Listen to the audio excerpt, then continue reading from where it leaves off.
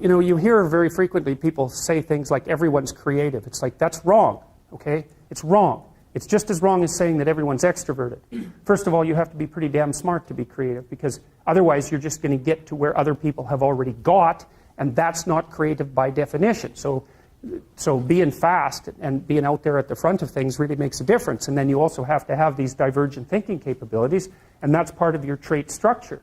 And creative people are really different than non-creative people. You know, partly because, for example, they're highly motivated to do creative things and to experience novelty and to chase down aesthetic experiences and to attend movies and to read fiction and to go to museums and to enjoy poetry and to enjoy music that's not conventional music, for example. These aren't trivial differences. And so it's a real misstatement to make the proposition that everyone's creative. It's just simply not the case. It's a matter of wishful thinking.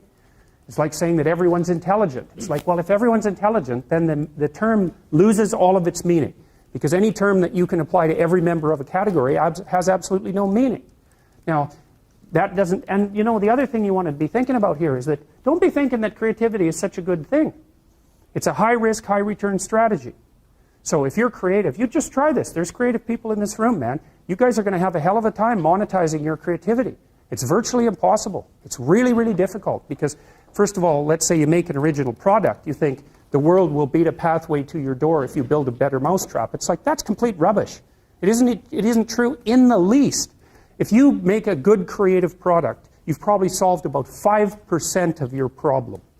Because then you have marketing, which is insanely difficult, and then you have sales, and then you have customer support, and then you have to build an organization, and you have to, if it's really novel, you have to tell people what the hell the thing is. You know, we built this future authoring program, right, and it's available for people online. So how do you market that? No one knows what that is, and that's a real problem. If you write a book, well, then you have the problem that another million people have also written a book. But if you produce something that's completely new and doesn't have a category, people can't search for it online. How are they going to find it? So you just have, and then you have pricing problems, and it's really unbelievably difficult to produce something creative and then monetize it. And even worse, if you're the creative person, let's say you have a spectacular invention. You've got no money, right? You've got no customers. Those are big problems. And so maybe you go and you find a venture capitalist. You start with family and friends, because that's how it works. You raise money for your product. You raise money from your family and friends.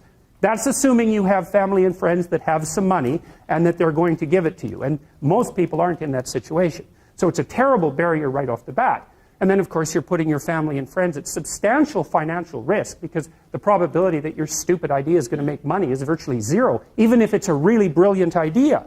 And so then let's say, well, you get past family and friends and you get venture capitalists involved, because that's often the next step, or an angel investor.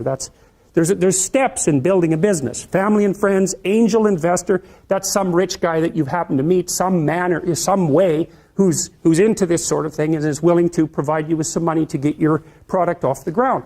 Well, how much of your product is that person going to take? Well, most of it. Most of it.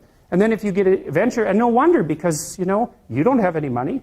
How are you going to bargain for control over your product? He'll just say, well, do you want the money or not? And if your answer is no, then he'll go and do something else with his money. It's not like there's no shortage of things that you can do with your money. There's a million things you can do with it. So you're not in a great bargaining position.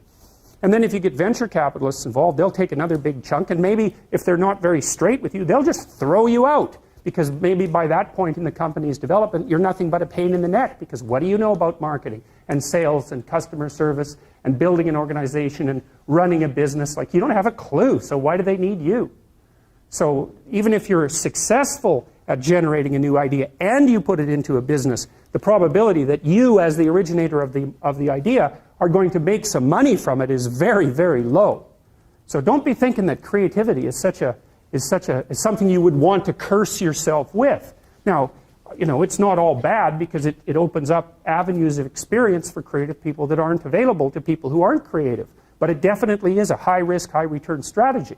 You know, so the overwhelming probability is that you will fail. But a small proportion of creative people succeed spectacularly.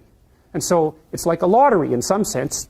You're probably going to lose. But if you don't lose, you could win big. And that keeps a lot of creative people going. But also they don't really have much choice in it, because if you're a creative person, you're like a fruit tree that's bearing fruit. So you don't really have, you can suppress it, but it's very bad for you. You know, the creative people I've worked with is if they're not creative, they're miserable, so they have to do it. But, and you know, there's real joy and pleasure in it, and psychological utility. But that doesn't necessarily mean that it's an intelligent, it's certainly not a conservative strategy for moving forward through life. So, and you know, whenever I talk to people who are creative, and you guys should listen to this, because I know what I'm talking about.